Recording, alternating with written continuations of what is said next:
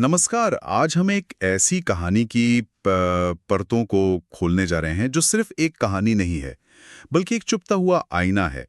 उदय प्रकाश की दूसरा सपना।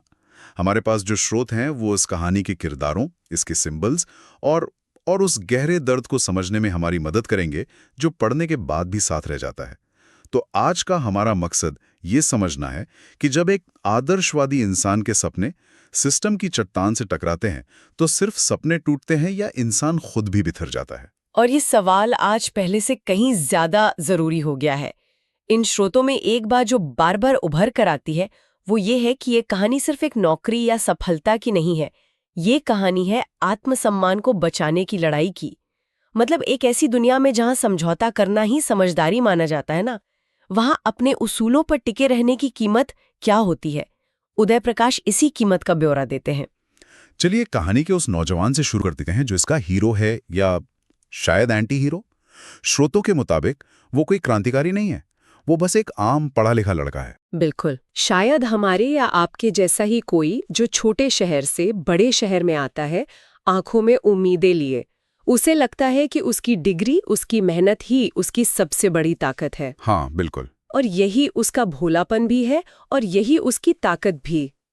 एक स्रोत में इस किरदार को कागज की नाव कहा गया है, जो ज्ञान के समंदर में तो तैरना चाहता है, लेकिन उसे ये अंदाजा नहीं है कि असल दुनिया का समंदर कितना तूफानी और कह सकते हैं गंदा है। हाँ, उसका आदर्शवाद किताबी है। उसे लगता है कि दुनिया उन नियमों से चलती है जो उसे नैतिक शिक्षा की किताबों में पढ़ाए गए थे। और इसी सोच के साथ वो अपना पहला सपना बुनता है। और ये सपना भी कितना सीधा साधा है ना? बहुत ही मामूली सा। कि एक ठीक ठाक नौकरी मिल जाए, समाज में थोड़ी इज्जत हो और वो अपनी एक पहचान बना सके। इसमें कुछ भी गलत नहीं है। नहीं, बिल्कुल नहीं। ये तो हर मिडिल क्लास नौजवान का सपना होता है। हाँ, ये सपना व्यक्तिगत स्थिरता और सामाजिक स्वीकृति का है। द ग्रेट इंडियन ड्रीम का एक छोटा सा मामूली संस्करण। लेकिन कहानी का पहला बड़ा झटका यहीं लगता है। इन आर्टिकल्स में एक बहुत दिलचस्प विश्लेषण है कि उसका सामना किसी एक बुरे इंसान या भ्रष्ट अफसर से नहीं होता, उसका सामना एक पूरी व्यवस्था से होता है। एक सिस्टम से। हाँ, एक सिस्टम से जो अदृश्य है लेकिन हर जगह मौजूद है। और ये व्यवस्था उसे सीधे सीधे मना नहीं करती, वो उसे घुमाती है, उसे थकाती है और आखिर में ये एहसास कराती है कि इस खेल में उसकी योग्यता नाम की गोटी की कोई चाल ही नहीं है, कोई जगह ही नहीं है। यहाँ तो सिफारिश, पैसा और झूठ के खिलाड़ी ही जीतते हैं। ये पढ़ते हुए मुझे जो बात सबसे ज्यादा परेशान कर रही थी वो नौकरी का ना मिलना नहीं था, बल्कि उस एहसास का टूटना था कि मेहनत का कोई फल मिलता है। आपने बिल्कुल सही नस पकड़ी है। स्रोतों में इस घटना को सिर्फ एक असफलता नहीं बल्कि एक चरित्र हनन की तरह देखा गया है। सिस्टम उसे ये बता रहा है कि तुम जिन मूल्यों को लेकर जी रहे हो वो बेकार हैं। हाँ। तुम्हारा ईमानदार होना तुम्हारी बेवकूफ़ी है। ये एक गहरा मनोवैज्ञानिक आघात है। उसे लगता है जैसे वो एक ऐसा संगीतकार है जो बहुत रियाज करके आया है और मंच पर आकर पता चलता है कि यहाँ तो बहरे लोगों की महफिल है। बिल्कुल, बहरे लोगों की महफिल। वाह, ये बिल्कुल सटीक है। तो यहाँ उसका पहला सपना टूट कर बिखर जाता है। अब कोई भी आम इंसान इस पॉइंट पर शायद टूट जाता या फिर समझौता कर लेता, कहता कि चलो जैसे दुनिया चल रही है वैसे हम भी चलेंगे। बिल्कुल।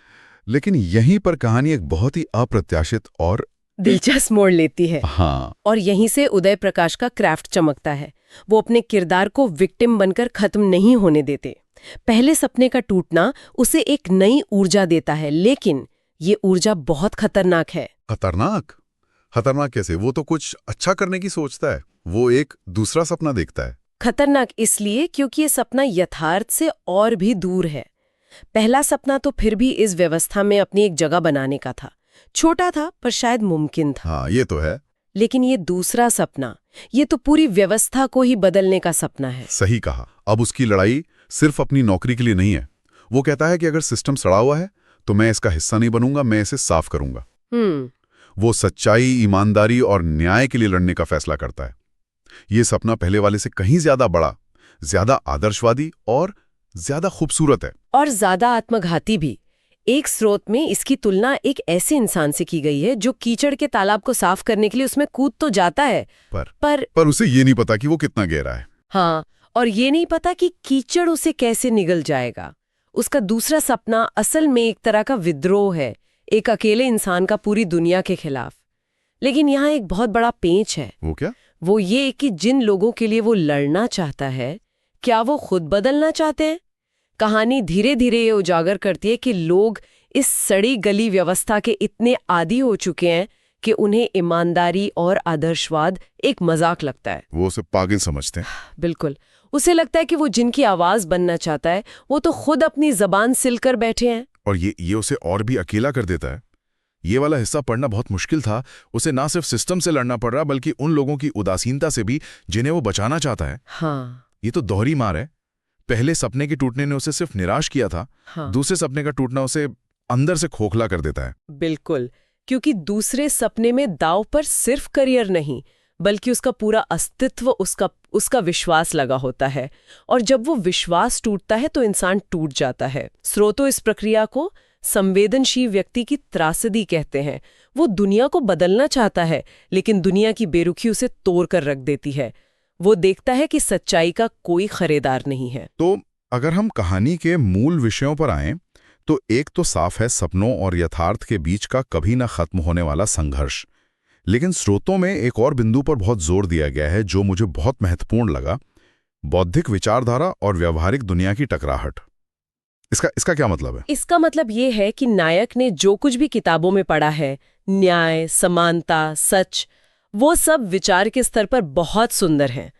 लेकिन जब वो इन विचारों को लेकर असल दुनिया में उतरता है तो उसे पता चलता है कि यहाँ का व्याकरण ही अलग है, यहाँ के नियम अलग हैं। अच्छा। उसकी शिक्षा और उसके आदर्श जो उसकी ताकत होने चाहिए थे वही उसके लिए एक बोझ बन जाते हैं। मतलब वो चीजों को एज इट इज नहीं देख पाता। वो हर चीज को एज इट शुड बी के पैमाने पर तोलता है। और ये उसे लगातार तकलीफ देता है। हाँ, उस समझौता नहीं कर पाता क्योंकि उसकी किताबें उसे ऐसा करने से रोकती हैं। बिल्कुल। और दुनिया ऐसे लोगों को पसंद नहीं करती। दुनिया को वो लोग चाहिए जो ढल जाएं, जो मान ले, जो सवाल ना करें। वो जो सवाल करता है, जो बदलने की कोशिश करता है, उसे सिस्टम बाहर फेंक देता है। उसकी त्रासदी ये नहीं है कि वो हार जाता है, उसकी त्रासदी ये है कि वो लड़ने की हिम्मत करता है। उदय प्रकाश के लिखने के अंदाज पर भी बात करनी चाहिए। हाँ। ये कोई सीधी सपाट कहानी नहीं है। स्रोतों में उनकी भाषा को जादुई यथार्थवाद के करीब बताया गया है। एक ही समय में वो बहुत काव्यात्मक भी हैं और बहुत क्रूर भी। उनका सबसे बड़ा हथियार व्यंग्य है। वो सीधे सीधे आलोचना नहीं करते। वो सिचुएशन को इतना बेतुका बना देते हैं कि आपको हंसी भी आती है और गुस्सा भी। एक स्रोत में उदाहरण दिया गया है कि वो किसी भ्रष्ट अफसर को शैतान की तरह नहीं दिखाते बल्कि एक थके हुए उबाऊ क्लर्क की तरह दिखाते हैं जिसकी बेईमानी भी उसकी रोजमर्रा की जिंदगी का एक बोरिंग हिस्सा है। और चोट वहां ज्यादा लगती है। हाँ, ये दिखाता है कि बुराई कितनी सामान्य हो चुकी है। और उनकी भाषा में एक अजीब सी बेचैनी है। वो अपने किरदार के दर्द को बहुत बहुत करीब से महसूस कराते हैं। हाँ, कहानी पढ़ते हुए ऐसा नहीं लगता कि आप किसी के बारे में पढ़ रहे हैं। ऐसा लगता है कि आप उस किरदार के अंदर की घुटन को खुद महसूस कर रहे हैं। सही कहा। प्रतीकों का इस्तेमाल भी कमाल का है। जैसे दूसरा सपना खुद एक बहुत बड़ा प्रतीक बन जाता है। हाँ, ये व्यक्तिगत महत्वाकांक्षा से ऊपर उठकर एक बेहतर दुनिया की सामूहिक चाहत का प्रतीक है। एक ऐसी चाहत जो शायद हम सब के अंदर कहीं ना कहीं दबी होती है लेकिन हम उसे बाहर निकालने से डरते हैं। उदय प्रकाश उस दबी हुई चाहत को कुरेदते हैं। इसीलिए उनकी कहानियां सिर्फ कहानियां नहीं रहती, वो एक अनुभव बन जाती हैं। एक ऐसा अनुभव जो आपको असहज करता है। बिल्कुल। तो सबको समेटते हुए दूसरा सपना आखिर है क्या? ये सिर्फ एक हारे हुए इंसान की कहानी नहीं है। ये आधुनिक समाज में एक संवेदनशील और ईमानदार व्यक्ति के टिक ना पाने की कहानी है। अपने उसूलों की लड़ाई में अकेले पड़ जाने की कहानी है। एक स्रोत इसे बहुत खूबसूरती से कहता है, यह उस व्यक्ति की त्रासदी है जो रोशनी की तलाश में निकलता है लेकिन पाता है कि दुनिया ने अंधेरे से दोस्ती कर ली है। कहानी का अंत हमें कोई समाधान नहीं देता, यह हमें एक बेचैनी के साथ छोड़ देता है। और शायद लेखक का मकसद भी यही है। हाँ, शायद। वो हमें आराम नहीं देना चाहते। वो चाहते हैं कि हम उन सवालों से जूझें जिनसे हम अक्सर बचना चाहते हैं। और ये कहानी वाकई हमें एक बहुत जरूरी और शायद थोड़े असुविधाजनक सवाल के साथ छोड़ जाती है। आज की दुनिया में जहां बेईमानी को प्रैक्टिकल होना और आदर्शवाद को बचपना कहा जाता है, वहां क्या सपना देखना ही ये गलती है या फिर हमें आज के हिसाब से अपने सपनों को बदलना होगा? क्या दूसरा सपना अब समाज को बदलने का नहीं बल्कि इस बदलते समाज में खुद को बचाए रखने का होना चाहिए? इस पर सोच